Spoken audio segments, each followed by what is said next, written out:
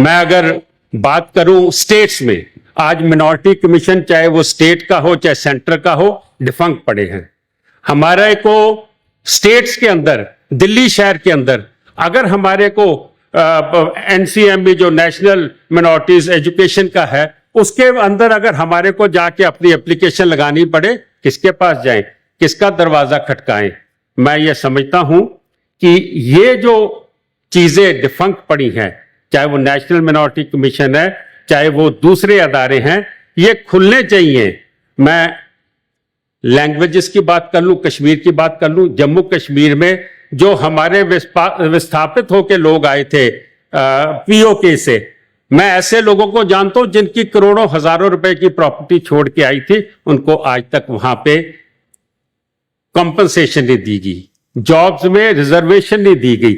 जम्मू कश्मीर से कश्मीरी पंडित उजड़े हैं, उनको 22,000 करोड़ गवर्नमेंट ऑफ इंडिया ने दिया है और देना चाहिए, उनको विस्थापित करना चाहिए। पर हम तो मुल्क छोड़ के इस मुल्क में आ गए, हमारे लोगों को जो बनता था वो नहीं दिया गया। यहां से बिहार से लोग बैठे हैं, झारखंड से बैठे हैं।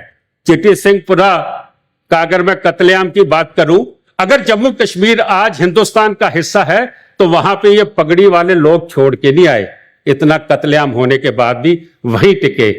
मैं हमेशा एक शेर पढ़ता हूं, इस मुल्क के लिए पढ़ता हूं कि फलक को जिद है, अलामा इकबाल बोलते हैं, फलक को जिद है बिजलियां हम ही पे गिराने की, हमें भी जिद है आशियां यही बनाने की। ये हमारा मुल्क है। मंजीत साहब, may I request you for your concluding remarks, please? मैं समझता हूं, लेकिन अभी तो मेरा कुछ हुआ ही नहीं, पर आप अगर बोलते हैं तो मैं 1-2 मिनट में इसको जरूर खत्म कर I'm grateful. Thank you, sir. मैं इसको 1-2 मिनट में जरूर, क्योंकि मेरे को बोलने का समय तो मिल जाए। अगर आपने इस प्लेटफॉर्म पे बुलाया है तो मेरे को अपनी बात कहने की, मैं समझता हूं बात मिल जाए, पर ठीक है, आपका समय ऐसा है तो मैं जरूर इसको जल्दी खत्म करूंगा। मैं ये समझता हूं कि अंग्रेजों के वक्त में जिनसे लड़के हमने आजादी ली, बाकी हिंदुस्तान ने आजादी ली, सारे हिंदुस्तान से लोग शहीद हुए, हर एक स्टेट का उसका हिस्सा है, हमारा भी वहां पे होगा। वहां पे हमारे को रिजर्वेशन दी गई थी, क्योंकि हमारी कम्युनिटी में ऐसे ट्राइब्स हैं, जो मैं बंजारे कह लूं, सिकली घर कह लूं,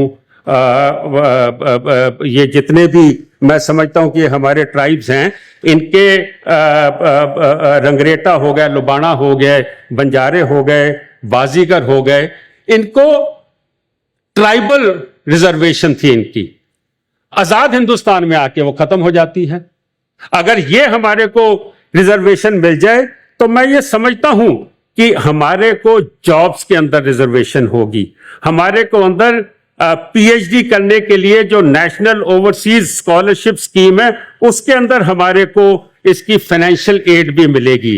और मैं लास्ट 1 मिनट में, क्योंकि आपने अब हुक्म कर दिया, मेरे को खत्म तो करना पड़ेगा, कई चीजें मैं बीच में छोड़ रहा हूं, कि मैं ये समझता हूं कि अगर ये हमारे को राइट मिल जाए, हमारे को रिजर्वेशन मिल जाए, आज भी हमारे आईएएस हैं, लेकिन इसमें आईएएस, आईआरएस, आईपीएस, जुडिशरी के अंदर, सेंट्रल और स्टेट गवर्नमेंट्स के अंदर, पीएसयू के अंदर, मैं समझता हूं कि हमारी गिनती बढ़ेगी। और जब हमारी गिनती बढ़ेगी, जिस तरीके से सिख कम्युनिटी गुरु नानक गुरु गोबिंद सिंह जी के आशीर्वाद से सेवा करती है, इस मुल्क को और मजबूत करेगी। और जो हमारे में माइग्रेशन और कन्वर्जन हो रहा, उसको भी हम रोकने में जरूर कामयाब होंगे।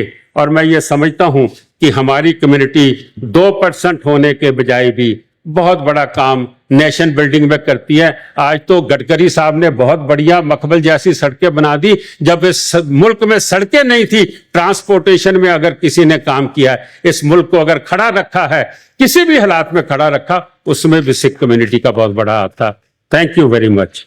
ਲਾਈਕ ਕਰੋ, ਕਮੈਂਟ 'ਚ ਆਪਣੇ ਵਿਚਾਰ ਸਾਂਝੇ ਕਰੋ ਤੇ ਸਰਦਾਰ ਮਨਜੀਤ ਸਿੰਘ ਜੀ ਕੇ ਜੀ ਨੂੰ ਫੋਲੋ ਕਰਕੇ ਜੁੜੇ ਰਹੋ। ਧੰਨਵਾਦ।